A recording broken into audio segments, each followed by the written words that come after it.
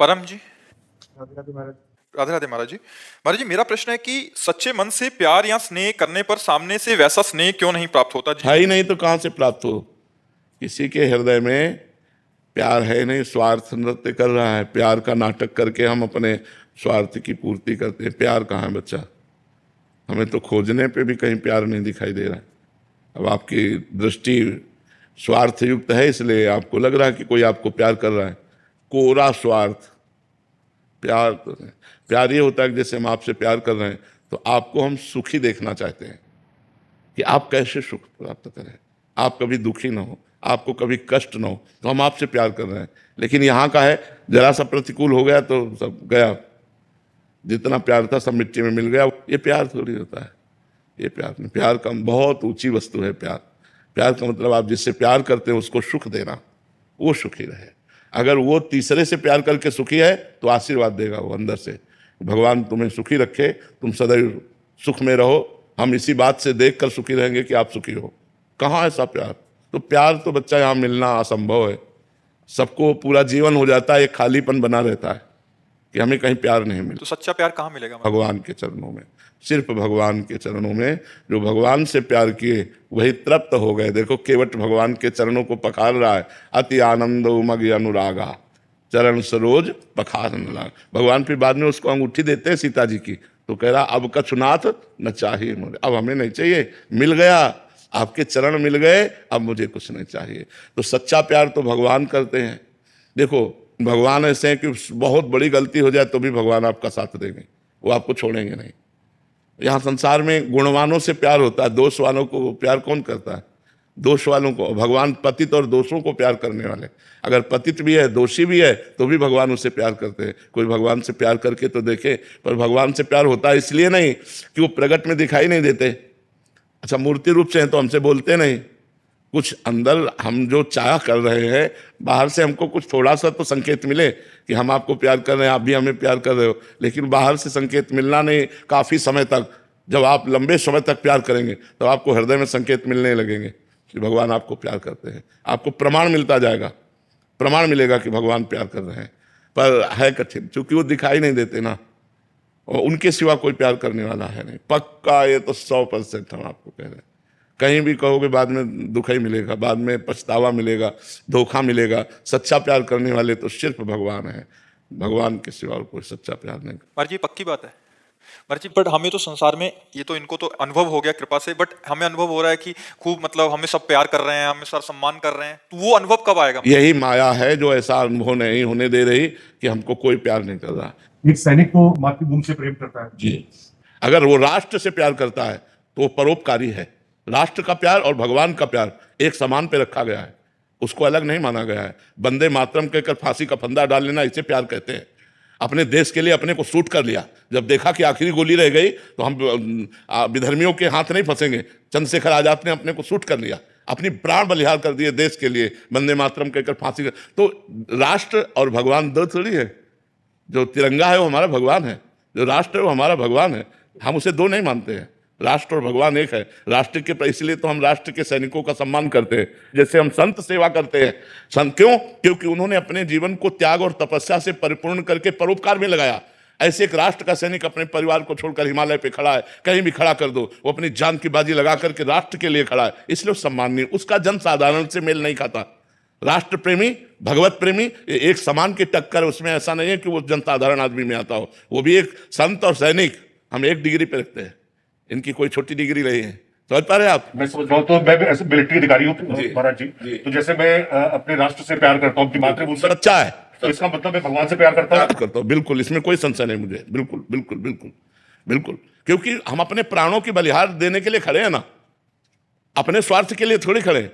वो सैनिक प्राण देने के लिए राष्ट्र के लिए खड़ा है, हम उसको नमस्कार करते हैं, उसे प्रणाम करते हैं। उसका प्यार सच्चा है, उसका प्यार संसारिक नहीं है। उसका छोटा बच्चा जब उंगली पकड़ कहता पापा कब आओगे, तब लंबी सांस लेता कि पता नहीं आ पाऊं बच्चा कि ना पाऊं। छुट्टी से जब वो राष्ट्र की सेवा की तरफ जाता है तो एक बार लंबी सांस लेता है कि पता नहीं आ पाऊं कि ना पाऊं। उसका त्याग कितना बड़ा है, अपने परिवार, अपने सब सुख सुविधाओं को छोड़कर जैसे राष्ट्र सेवा में पूर्ण प्राण समर्पित है। तो एक तपस्वी साधना युक्त महात्मा जैसे, ऐसे वो है, उसमें कोई अंतर थोड़ी है। इसलिए हम राष्ट्र सैनिक को बहुत सम्मान देते हैं, बहुत प्यार करते हैं। सागर जी भोपाल से। राधा। महाराज जी, मुझे माँ भगवती से लगाव है। महाराज जी, मेरी कुल देवी अलग स्वरूप में है और मेरी इष्ट अलग स्वरूप में। मेरी इष्ट माँ शारदा है और कुल देवी अलग है। महाराज जी, माँ की थोड़ी कृपा प्राप्त हुई तो समझ आया कि सब उन्हीं के रूप हैं, वो एक ही हैं। महाराज जी, मैं कोई नाम नहीं जपता, मैं केवल माँ माँ माँ ऐसा जपता हूँ। महाराज जी, क्या मैं केवल माँ माँ कहूंगा तो माँ आ जाएंगी ना? महाराज जी, मैंने कई उपासकों से सुना है कि माँ बहुत परीक्षा लेती हैं। महाराज जी, जब माँ की दृष्टि हम पर पड़ जाए और वो परीक्षा लेना शुरू कर दें तो हमें कैसे पता लगेगा कि वो परीक्षा ले रही हैं अभी? पहली बात तो माँ भी तो भगवान का ही नाम है, किसका प्रश्न है? माँ भी तो भगवान का ही नाम है, पर उसके साथ जोड़ना पड़ेगा दुर्गा माँ या काली माँ। माता जी के अनंत नाम है, उनमें से एक नाम जोड़ लो ना, फिर माँ, बस माँ शारदा माँ शारदा माँ शारदा माँ नाम जप करो, ऐसे उनका चिंतन करो, उनका ध्यान करते रहो। और परीक्षा की बात तो जितना पढ़ाई होती है उतनी परीक्षा होती है। अगर हम 5 क्लास में पढ़ रहे हैं तो 5 क्लास की परीक्षा होगी, 10 वाली तो होगी नहीं। तो ऐसे ही कितना हम माँ के नज़दीक पहुँच रहे हैं, वो जैसे परीक्षा ना हो तो हम क्लास बढ़ ही नहीं सकते, परीक्षा से ही क्लास बढ़ते हैं, हमें परिपक्वता मिलती है परीक्षा से। तो वो परीक्षा कोई हमें नीचा दिखाने के लिए नहीं है, वो हमें परिपक्व करने के लिए होती है। जहाँ हम कमज़ोर होते हैं वहीं हमें पुष्ट किया जाता है, फिर आगे बढ़ाया जाता है। तो दुर्गा सप्तशती का पाठ करते हो? हाँ, दुर्गा सप्तशती का पाठ करो और देवी का मंत्र भी जपो।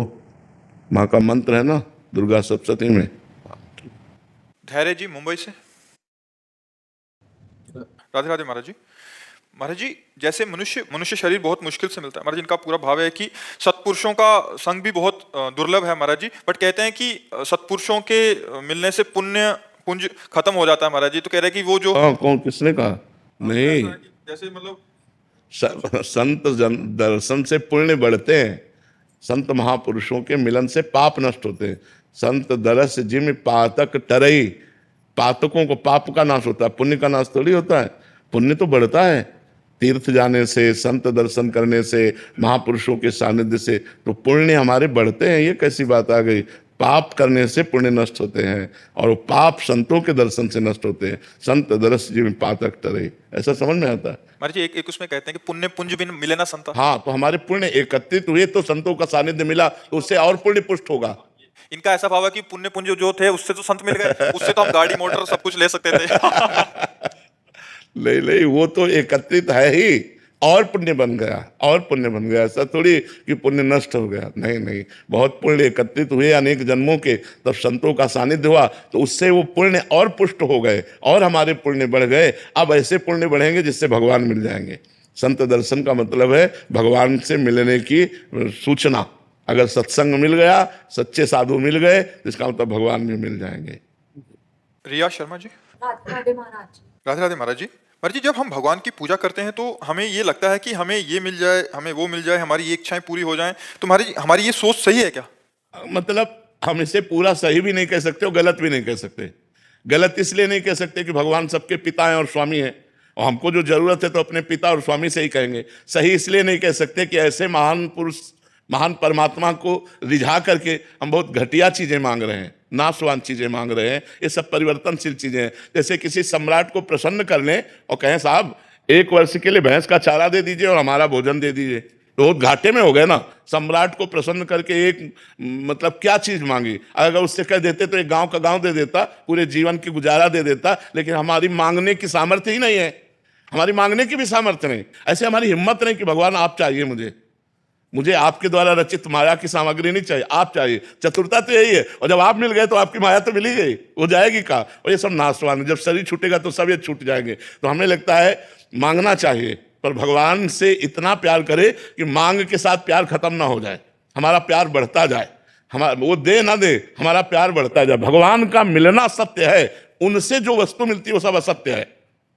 क्योंकि मकान मिलना, रुपया मिलना, पैसा मिलना है 4 दिन का जीवन है। जब जीवन ही खत्म हो गया तो ये सब किस काम में आएंगे? तो ऐसे आवश्यक हमारे जीवन में भगवान की आवश्यकता है। आप मिल जाओ प्रभु। जैसे एक तरफ 1 किलो सोना रख दिया जाए और एक तरफ पारसमणि रख दी जाए। पारसमणि सोना बना देती है लोहे को स्पर्श करके। तो बुद्धिमान आदमी कौन है? जो पारसमणि ले, सोना नहीं। क्योंकि वो तो 1 ही किलो सोना है और वो तो कुंतलों बना सकता है, टनों बना सकता है, क्योंकि उसके पास पारसमणि है। तो एक तरफ जगत है, और एक तरफ जगदीश है। बुद्धिमान कौन है? जो जगदीश को पकड़े, जो जगदीश को पकड़े।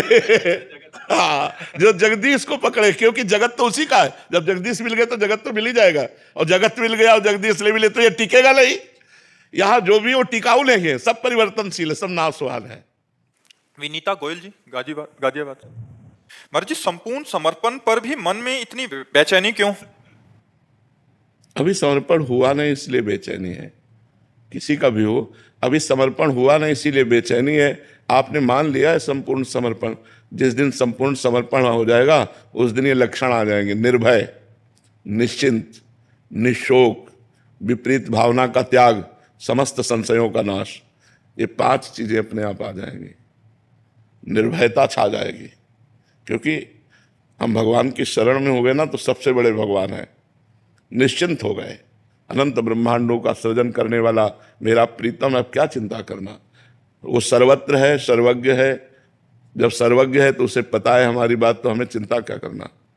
निशोक, किसी भी वस्तु के नाश पर या व्यक्ति के विछोह पर उसे शोक नहीं होता, क्योंकि वो अपने मन को प्रीतम प्रभु में लगाए हुए है और हमारे हृदय में ही है, इसलिए उसे कोई शोक नहीं होता। विपरीत भावना इष्ट के किसी भी विधान में नहीं होती। जो ही प्यारो करे सोई मोहि भावे। वो विपरीत भावना नहीं रखता कि ऐसा क्यों कर दिया, और कभी संशय नहीं होता। ये 5 बातें जिसके हृदय में आ जाए तो जान लेना हमारा समर्पण ठीक है। निर्भय, निश्चिंत, निशोक, विपरीत भावना का त्याग और संशय का त्याग। हेमंत जी, राधे राधे महाराज जी। महाराज जी, जीवन क्या है? इसे परिवार एवं समाज की सेवा में लगाना चाहिए, भगवत प्राप्ति में? समाज और परिवार की सेवा में लगाते हुए भगवान नाम जप करना चाहिए, पापाचरण से बचना चाहिए, नशाखोरी से बचना चाहिए, और खूब नाम जप करते हुए मेहनत करके धन कमाना चाहिए, उससे परिवार का पोषण करना चाहिए। समाज की सेवा, परिवार की सेवा, अपने शरीर की सेवा और भगवान का भजन, यही मनुष्य जीवन का कर्तव्य है। अगर ये नहीं है तो फिर क्या है? सुअर कुत्ता भी तो अपना पेट भर लेते हैं, सुअर कुत्ता भी तो बच्चा पैदा करते हैं, वो भी सोते खाते पीते हैं ही, फिर हम में उनमें अंतर क्या रह गया? हम समाज सेवा कर सकते हैं, हम दान पुण्य कर सकते हैं, हम धर्म से चल सकते हैं, हम भगवान का नाम जप कर सकते हैं, मेहनत से धन कमा के परिवार का पोषण कर सकते हैं। ऐसा करना चाहिए।